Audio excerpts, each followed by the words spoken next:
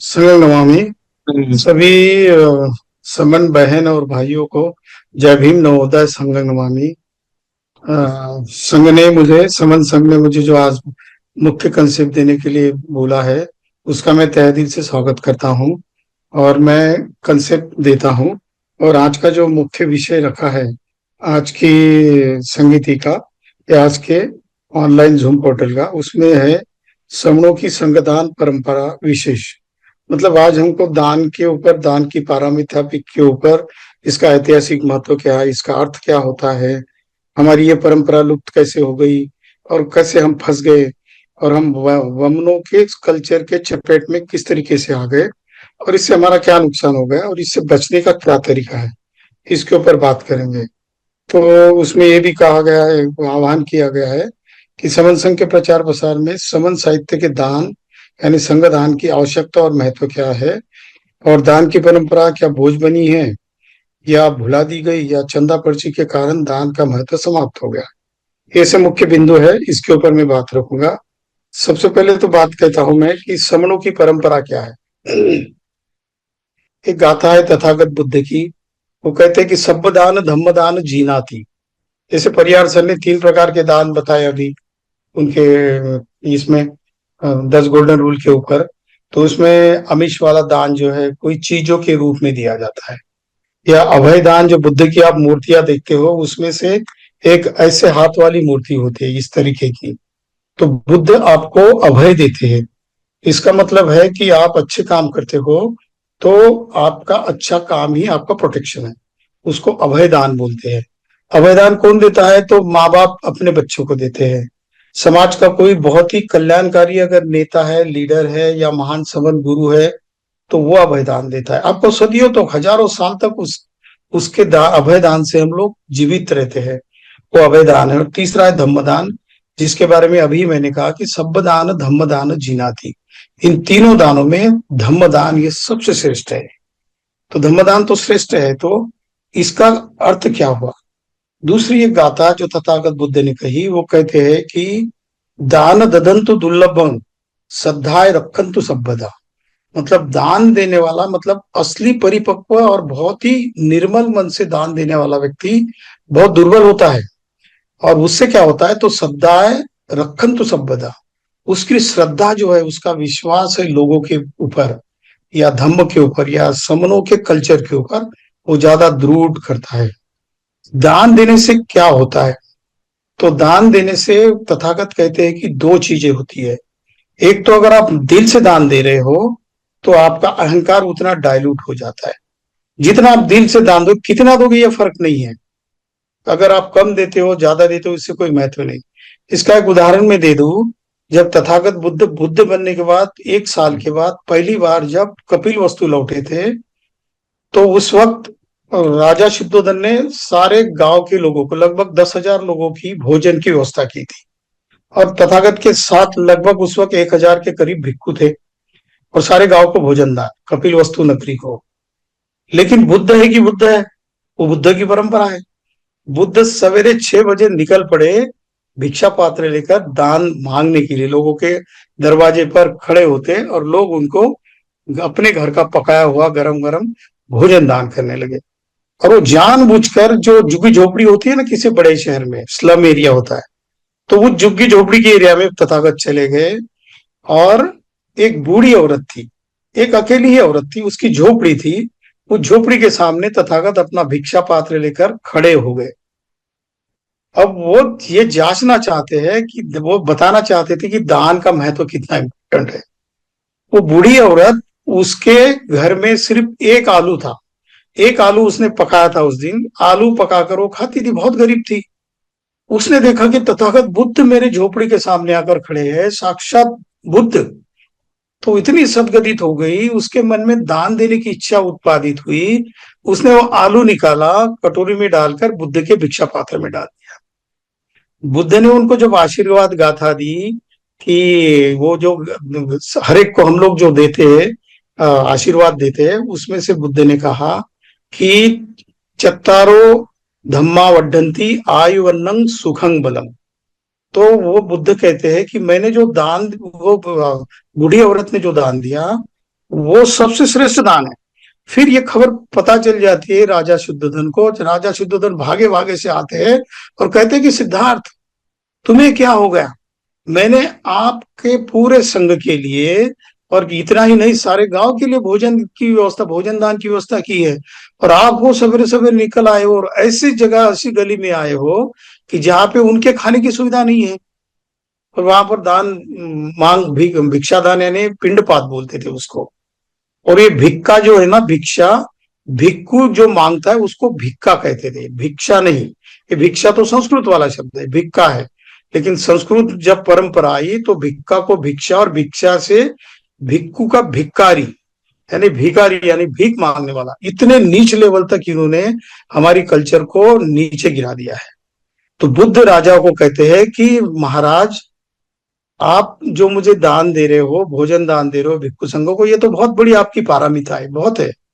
लेकिन ये इस बूढ़ी औरत ने जो मुझे एक आलू का दान दिया है, उसका मोल आपके 10,000 लोगों के लिए जो खाना बनाया है, उस दान के मोल के बराबर है, उससे भी ज्यादा है। क्योंकि उसने अपने दिल से दिया हुआ दान है। तो ये दान का महत्व हमारी समनों की कल्चर में इतना इंपॉर्टेंट है। आप कितना देते हो इंपॉर्टेंट नहीं है, किस मन से देते हो, किस लगन से देते हो, कौन सी विचारधारा से देते हो। और खासकर यहां पर गलती हो गई। जो समणों की परंपरा थी, जो तथागत बुद्ध के काल में बहुत ज्यादा उभर कर आई, क्योंकि ये एक बहुत ऐसा इंसान जिसके घर पे 100-1,000 हल चलते थे, 4,000 बैल होते थे, मतलब उनके यहाँ 16-17 हजार एकड़ जमीन हुआ करती होगी। ऐसा व्यक्ति घरदार सारा कुछ छोड़कर चला जाता है, और वो जब बुद्ध बनता है तो झुग्गी झोपड़ियों के सामने खड़े रहता है।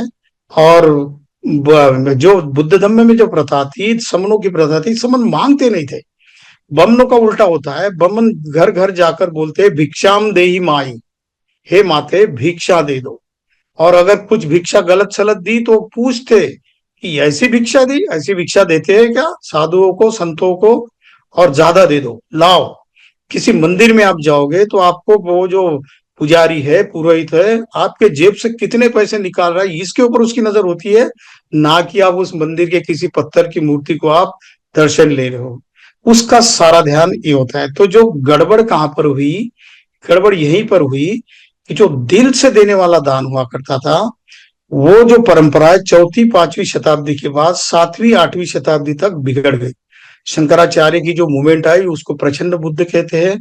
उस वक्त जो वमन लोग थे वो तो पहले से दान दान भिक्षा मांगते थे। उनके पास तो मेहनत करने की कोई एटीट्यूड नहीं होती थी, ना ही वो कोई मेहनत कश काम करते थे। बस निकल पड़ो, किसी भगवान का, किसी मठ का पुरोहित हो, ऐसा करके आप निकल पड़ो और लोगों को दान मांगते जाओ। और सोना मांगो, चांदी मांगो, पैसा मांगो, खाना मांगो, ये काजू किशमिश बादाम जितने भी हो, गाय का दान मांगो, मांगते रहते थे। लेकिन अब क्या हुआ, जैसे हमारे दान में समन संघ जो दान की अपील कर रहा है उसमें, और 29 लाख वाले संगठनों में दान लेने की प्रथा में क्या फर्क है, ये मैं आपको क्लियर करा दूं। जो वमनों ने जो संस्कृति खड़ी की है कि जो जितना दान देगा उसको पहली चेयर पे, पहली लाइन के चेयर पे बिठाया जाएगा। जैसे कि किसी हमारे संगठनों का कार्यक्रम लगता है, वार्षिक सम्मेलन लगता है, या कोई पॉलिटिकल लोगों की एक सभा लगती है बड़ी, तो जो व्यक्ति 2 लाख, 5 लाख, 10 लाख देता है, उसकी फोटो लगाई जाती है, गेट पर कटआउट्स लगाए जाते हैं, उसके नीचे लिखा जाता है दान शूर व्यक्ति, और उसका पहला भाषण होता है। प्रास्ताविक के बाद ये स्वागताध्यक्ष इसको भाषण देने के लिए चांस दे दो, और वो अपनी तारीफ करता है कि मैं बचपन से दान देता हूँ, मैंने यूं दान दिया, क्यों दान दिया, ऐसे वो बताते रहता है। ये वाला जो दान है वो अहंकार पैदा करता है। जैसे मैंने कहा कि सभ्यदान धम्मदान जीनाति वाला जो दान है, दिल से दिया जाने वाला जो दान है, वो दान होता है, वो दिल से दिया वाला जहां दान जो है वो सही दान है। उससे पारमिता बढ़ती है। जो 10 पारमिताएं बुद्ध ने बोली है ना, तो उसमें 10 पारमिताओं में दान की सबसे ऊपर है। क्यों? बहुत सारे लोग शील की पारमिता को ऊपर रखते हैं। जो 10 पारमिता है उसमें दान की पहली पारमिता है, शील उसके बाद आता है, नेकम्मा यानी सर्वसंग परित्याग, सारा कुछ छोड़कर चले जाना, जैसे तथागत बुद्ध ने घर को छोड़ा था। उसके बाद पहिया है प्रज्ञा, सत विवेक बुद्धि है, ये वाली एक पारमिता है। उसके बाद वीर्य, यानी अथक प्रयास, जो चीज मैं कर रहा हूं मैं सारा समय सारा प्रयत्न लगाकर वो काम करने की कोशिश करूंगा। उसके बाद है खंती, खंती यानी सहनशीलता, आपका पेशेंस। उसके बाद पारमिता है सच्चे, यानी सत्य, सत्यनिष्ठता। कोई भी काम करो तो सत्य बात लेकर करो, किसी को दिखाने के लिए आपको दान नहीं देना है। सत्य से आपके मन में है कि मैं जो दान दे रहा हूं मैं बड़े श्रद्धा भाव से दे रहा हूं, इससे सामने वाले का कल्याण हो, ये भावना होती है, और आपको भी फिर उसका जो है वो मिल जाता है। उसके बाद है अधिष्ठान, अधिष्ठान यानी जो डिटर्मिनेशन है, निर्धार है, कमिटमेंट है। हम कमिटमेंट करते हैं कि ये काम मैं करके ही रहूंगा। उसके बाद है 9वीं पारमिता है मेत्ता, यानी मैत्री की पारमिता। और 10वीं पारमिता है उपेक्षा, यानी निरपेक्षता, किसी से कोई अपेक्षा नहीं रखना। कोई व्यक्ति मुझे कुछ सिखाएगा, कोई पैसा देगा, नो, कुछ भी इसमें ये अपेक्षा नहीं होती किसके लिए। तो ये वाली 10 पारमिताओं में दान की ही पारमिता क्यों सबसे ऊपर है? जब अंगुलीमाल को दीक्षा दी गई थी, अंगुलीमाल बुद्ध के, आपको सबको पता है कि वो बुद्ध के पीछे शस्त्र लेकर भाग रहा था, और भागते भागते बुद्ध उसके माइंड को रीड कर गए, और उन्होंने जैसे बुद्ध सामने आते तो सामने वाला व्यक्ति हिप्नोटाइज हो जाता था। उसको पता ही नहीं चलता था कि मैं क्या करूं क्या नहीं करूं, कैसा करूं क्या करूं, समझ में नहीं आता। तलवार लेकर चलने वाला आदमी तलवार ही नहीं चला सकता, क्योंकि इसका माइंड जो है कंट्रोल हो चुका था सम्यक संबुद्ध के मैत्री भावना से। तो उसने वो जब भिक्खु बन गया, उसके बाद चर्चा चली कि ये तो डाकू था, ये डाकू कैसे अरहत हो सकता है? तो बुद्ध कहते हैं कि दान और सील में फर्क क्या है? सीलवान तो होना बहुत जरूरी है इंसान का, लेकिन जो लोग सीलवान नहीं होते वो भी दानशूर हो सकते हैं। जैसे कि हमने देखा कि हमारी एक ये थी, क्या नाम उनका, एक हमारे यहाँ इधर एक ऐसा डाकू हुआ करता था, जैसे अंगुलीमाल डाकू है। या हमारी एक समन बहन है, उनका नाम मुझे पता नहीं, अब आप बता सकते हो, जो मेंबर ऑफ पार्लियामेंट भी थी और उन्होंने फूलन देवी धम्म बहन जी, दीक्षा भी फूलन ली। देवी बहन जी, हाँ, क्या बोले? फूलन देवी बहन जी। हाँ, फूलन देवी जी, सॉरी। फूलन देवी के बारे में आप देखते होंगे, उसके ऊपर अत्याचार हो गया, और फिर वो जंगल में चले गई और अपना गिरोह तैयार कर लिया, और लोगों को लूटती थी लेकिन गरीब लोगों को दान करती थी। तो बुद्ध ऐसे में कहते हैं कि ये अंगुलीमाल को अरहत बनने का भी मौका क्यों है? क्योंकि उसमें दान की पारमिता है। अंगुलीमाल भले ही लोगों को लूटता था, लेकिन लूट में अगर किसी की हत्या कर दी हो तो उसके बाद जो धन मिलता था अपने पास नहीं रखता था। उसका तो एक ही एम था कि मेरे गुरु ने मुझे 100-1000 लोगों के जो सिर है वो काट कर लाने के लिए बोले, तब जाके मैं उसको डिग्री दूंगा, आचार्य पदवी दूंगा।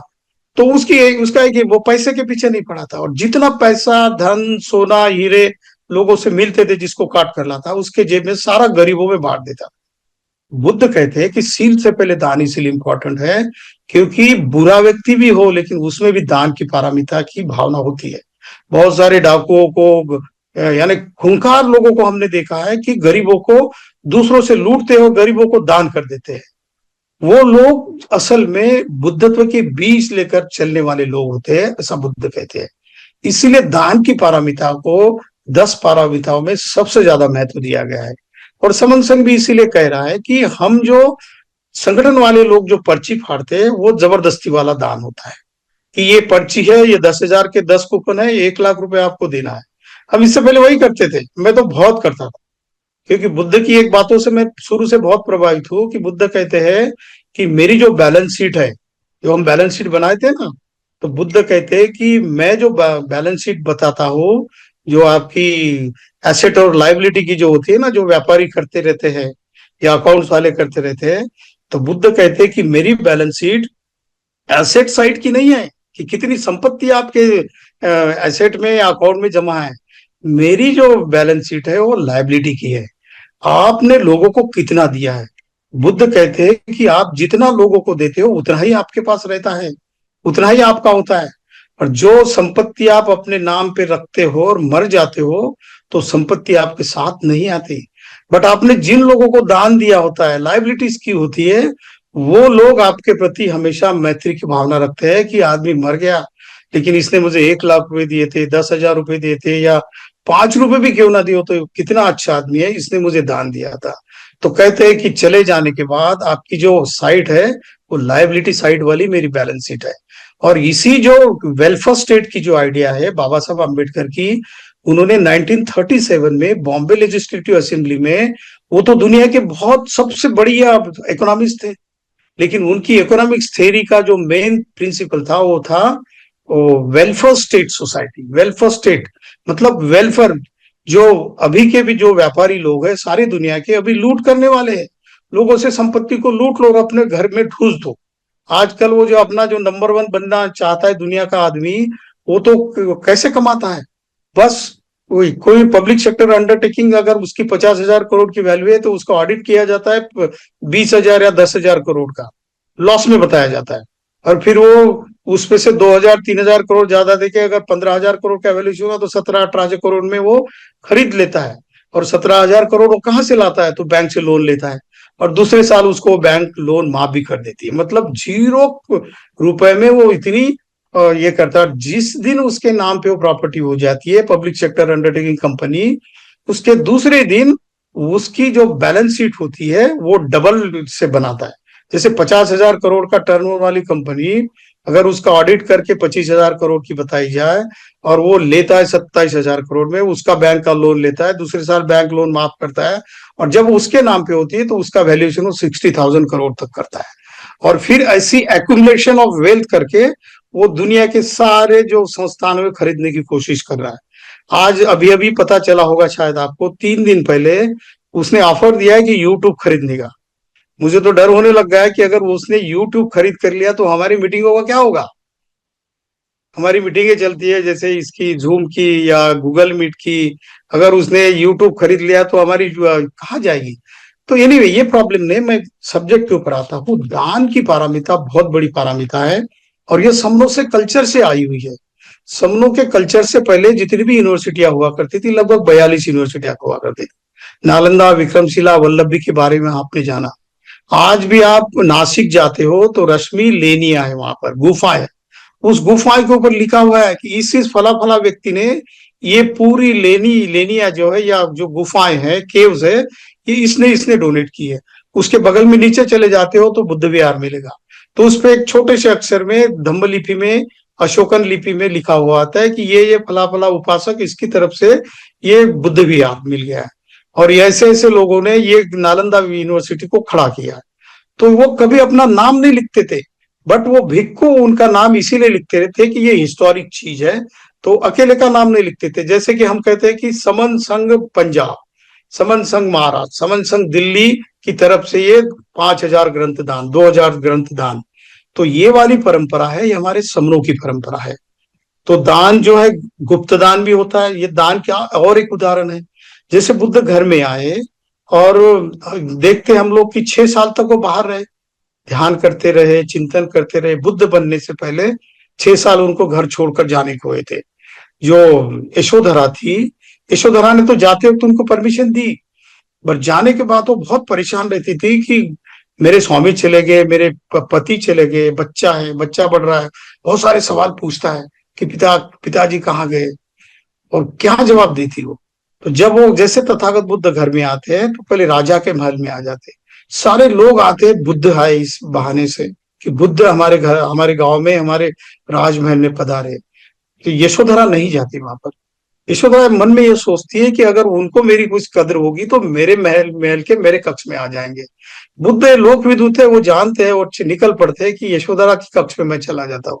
यशोधरा के कक्ष में जाते हैं, तो यशोधरा को जाने के बाद बुद्ध पहले क्या कहते पता है, वो कहते हैं कि मुझे आपके पास कुछ भिक्खा है क्या, अरे भिक्षा है क्या, क्योंकि सवेरे निकल आते हैं, जैसे सिद्धोधन राजा लेकर आता है उनको, और फिर उसके महल में चले जाते हैं कमरे में।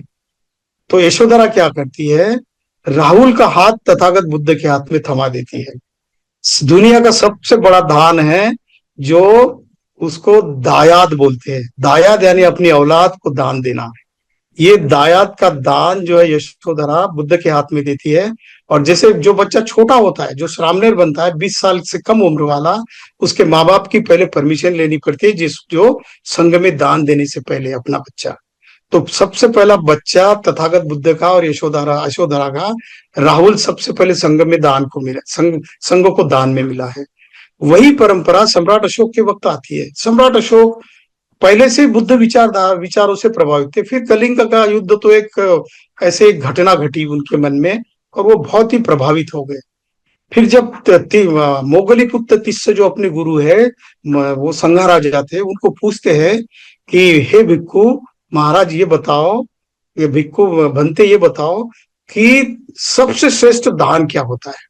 तो जैसे हमने कहा, तो वो कहते हैं कि महाराज धम्म दायाद होना ये राजा का सबसे बड़ा धर्म है या धम्म है। तो क्या होता है बोलते हो, तो कहते हैं कि अपने बाल बच्चों को जो भी कोई व्यक्ति या जो भी कोई राजा दान देता है, उसको धम्मदायत का बहुत बड़ा सुख मिलता है, पुण्य मिलता है। तुरंत वो संघमित्रा को, महेंद्र को बुलाते हैं अपने कक्ष में और पूछते हैं कि बेटा क्या आपकी इच्छा है संघ में चले जाने की। तो वो कहते हैं कि जो राजा की इच्छा है तो उसका तो हम पालन करेंगे, वैसे भी वो सारा बुद्ध धम्म का पालन करने वाले बच्चे होते हैं, दोनों धम्म को दान देते हैं। जैसे राहुल को दान दिया जाता था, उस वक्त जो शाक्यों के बहुत सारे लोगों ने, बुद्ध के भाइयों ने, ये सुनीत जो ये था, भंगी था, उसके बाद उपाली था जो बाल काटने वाला था, वैसे गरीब से गरीब लोगों ने अपने बच्चे दान करना शुरू कर दिया। तो ये बच्चों का दान देना, ये प्रथा भी संघ की दान की पारमिता पूर्ण करने वाली ये है। इसी तरीके से अगर काश उस वक्त अगर किताबें होती तो किताबों का भी दान दिया जाता। जैसे कि सम्राट अशोक ने उस वक्त की किताबें पत्थरों के ऊपर लिखवाई गई, जो बुद्ध के जो 84,000 स्तूप जो बनाए या गुफाएं खुदवाई, तो उसमें जो लिखा हुआ है उससे यही स्पष्ट होता है कि वो जो भी हाथ में आता वो दान देते। अनाथ पिंडक का उदाहरण तो हमारे सामने है। अनाथ पिंडक आज के जो दुनिया के सबसे रईस व्यक्तियों से उस वक्त था। सोने की उन्होंने मोहराए, जो सोने के पैसे थे वो पूरे बिछाकर वो जेतवन खरीद लिया, इतना दानशूर व्यक्ति था। वो कहते हैं कि जब वो बहुत बूढ़ा हुआ था और जब वो आया तो उसके पास कुछ भी नहीं बचा था, तो मिट्टी थी उसकी, तो मिट्टी ही तथागत को दान दी। तो बुद्ध कहते हैं कि हे अनाथ पिंडक, ये तुमने दिया हुआ सबसे अच्छा दान है, क्योंकि जो दिल से दिया जाता है वो सबसे बड़ा दान होता है। और अनाथ पिंडक को बहुत मिलता भी था, जितना आप दिल से दोगे ना उतना रिटर्न आता है। As you give you receive, ये निसर्ग का नियम है, जितना आप दोगे दिल से उतना रिटर्न भी आता है आपके पास। तो इसीलिए धम्म दान देना ये बहुत बड़ी बात है, इसीलिए देना चाहिए। इसमें ये किसी को हम मांगते नहीं है। जैसे कि समन संघ आह्वान कर रहा है कि आप 10 ग्रंथ दो या 100 ग्रंथ दो या 1,000 दो या 2,000 या 5,000 दो, उसका मूल्य तो उतना ही है जितनी आपकी कैपेसिटी है वो, लेकिन श्रद्धा भाव से देना है।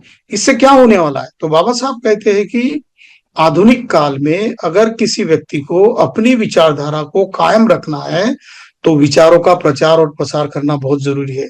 और विचारों का प्रचार और प्रसार करने के लिए आज का सबसे बड़ा मीडियम है किताबें, ग्रंथ।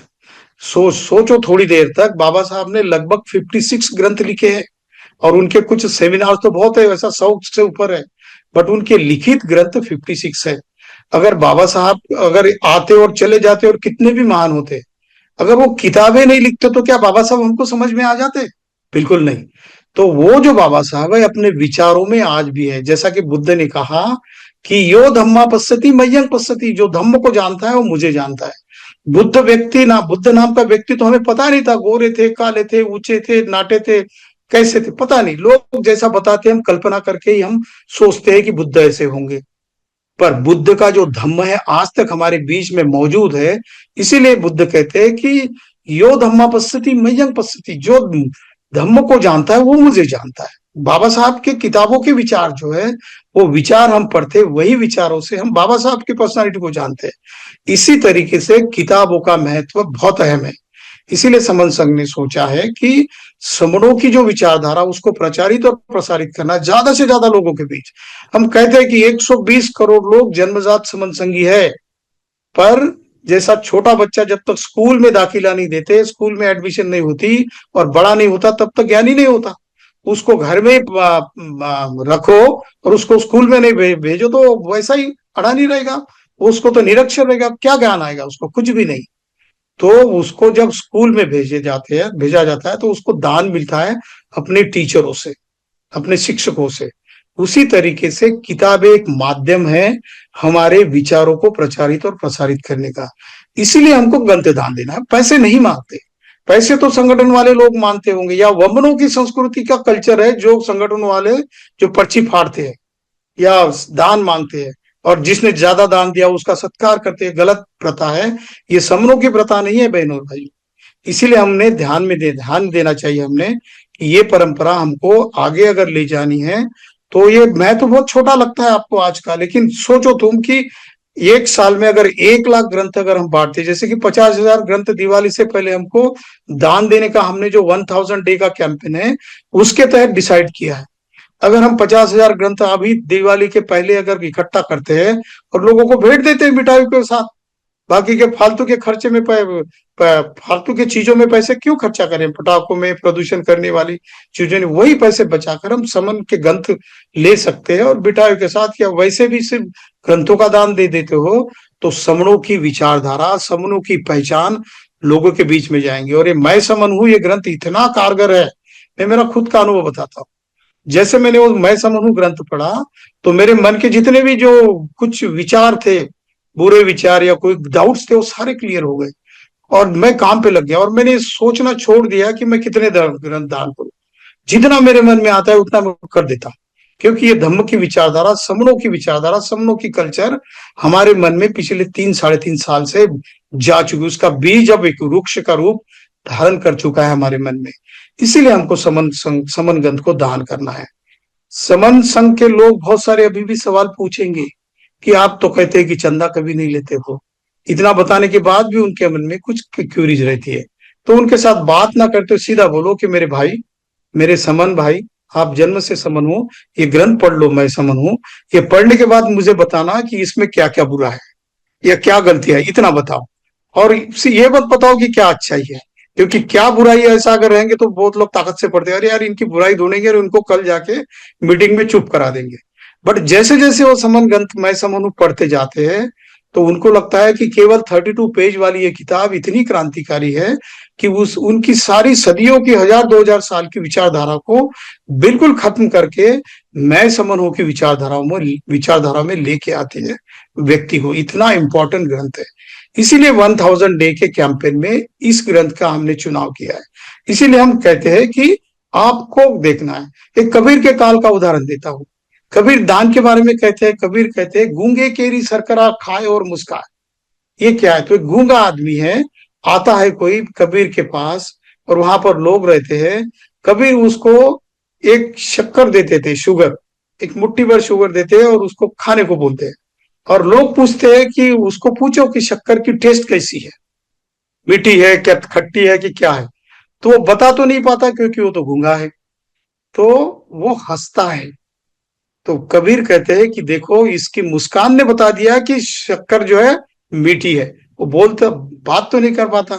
ऐसी एक बात है, बुद्ध के जमाने में एक बहुत गरीब व्यक्ति आया, क्योंकि बुद्ध के जमाने में जब भी संगीति लगती थी या तथागत किसी गांव में किसी के घर पे चले जाते, कोई आमंत्रण देता, तो एक प्रथा हुआ करती थी समनों की। क्या प्रथा हुआ करती थी?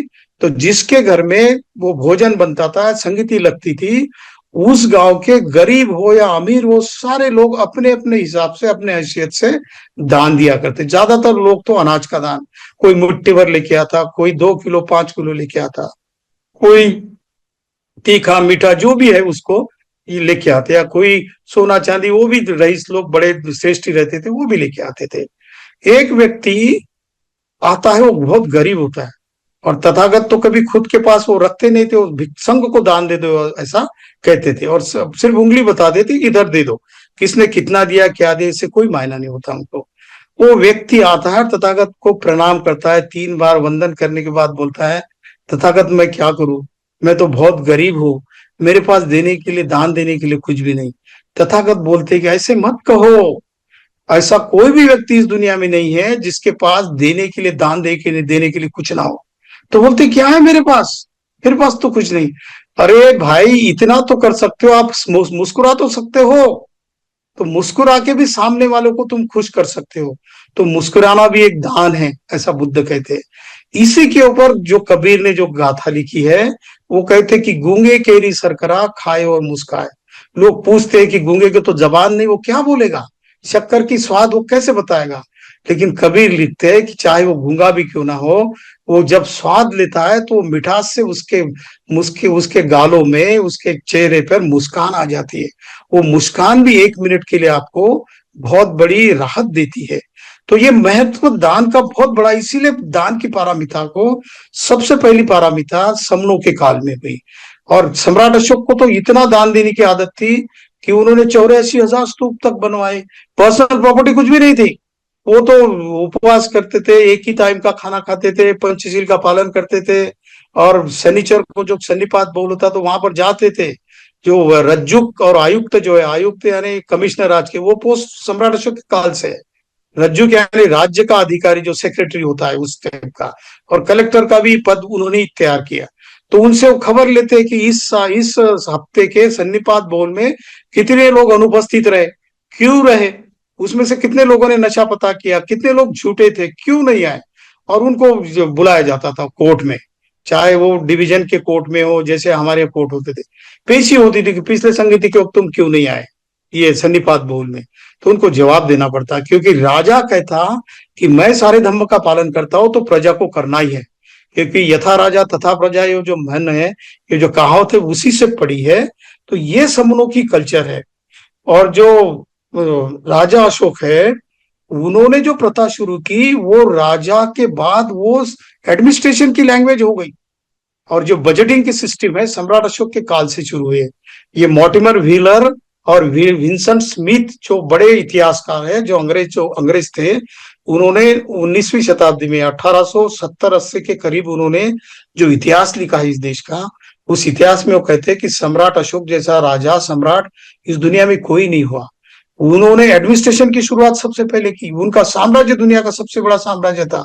वो इतने सहनशील और इतने दानशूर व्यक्ति थे कि राजाओं के सामने जाकर कोई खड़ा रह सकता था, आसानी से बात भी कर सकता था, अपनी समस्या जाकर बताता।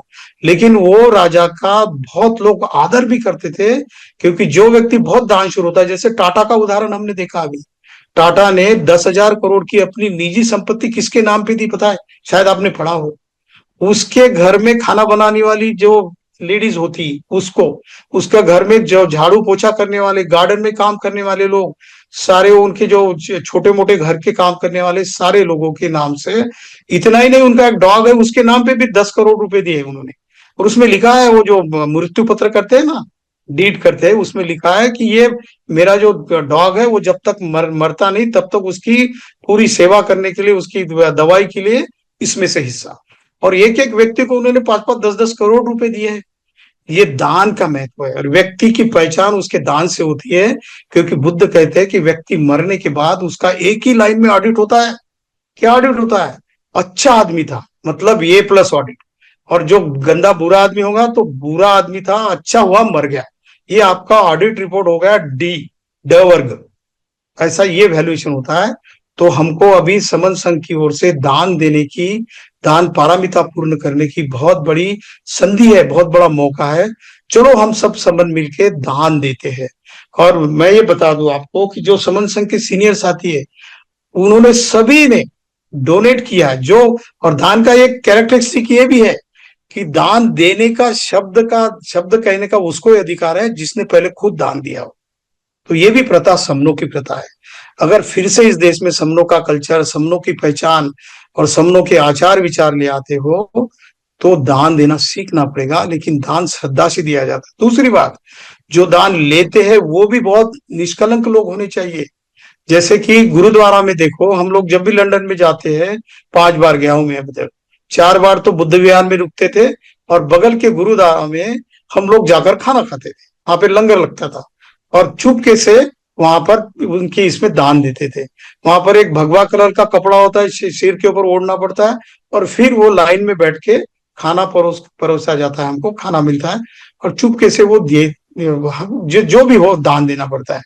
सिख धर्म में, सिख धर्म पे लोगों में तो अपनी कमाई का 10% हिस्सा देना पड़ता है। बाबा साहब आम्बेडकर ने भी 1956 में हम लोगों को अपील की है, आप जितनी कमाई करते हो उस उतने का 20वां भाग, यानी 5% आपकी कमाई का हिस्सा, जब तक आप समाज को डोनेट नहीं करोगे श्रद्धा भाव से, तब तक ये समाज श्रद्धावान समाज नहीं होगा एक, और दूसरा सक्षम भी नहीं होगा। आर्थिक दृष्टि से संपन्न भी नहीं होगा। तो सारे हमारे जितने भी पुरखे हैं, पुरखों का यही कहना है कि दान की पारमिता प्रथम पारमिता है, इसको नहीं निभाना है। तो समन संघ ने जो ऐलान किया है 1000 डे कैंपेन में कि मैं समन हूं, इस ग्रंथ को हमको डोनेट करना है। मुझे नहीं लगता कि इसके बाद भी आपके मन में कोई शंका होगी कि मैं क्यों दान दूं, क्यों बोलते हो भाई ऐसा। अगर जिसको जिंदगी में खुश होकर मरना है तो उसको दान देना ही पड़ेगा, वरना तुम मेरी स्टेट इसका क्या, ये घर का क्या होगा, वो गाड़ी का क्या होगा, इतने बैंक बैलेंस का क्या होगा, ऐसा करते करते कब दम निकल जाएगा आपके शरीर से पता ही नहीं चलेगा। ऐसा समय अगर आना नहीं चाहते हो तो दान की पारमिता पूर्ण करो। और ये दान की पारमिता पूर्ण करने की जो कल्चर है वो समनों की कल्चर है। चलो हम समनों की कल्चर को अच्छा बनाए, हम जितना भी हमारे पास है, जितना हो सके, संभव हो सके, वो दान देकर अपना पुण्य का काम पूर्ण करे और समन संघ को लोगों के बीच में पॉपुलर करे। हम चाहते हैं कि आने वाले 4-5 साल में अगर हम 5-10 करोड़ लोगों तक अगर पहुंचेंगे तो हमको सिक्योरिटी मिल जाएगी अपने आप। जो अभय दान जो है, अभय दान अपने आप समाज देगा आपको।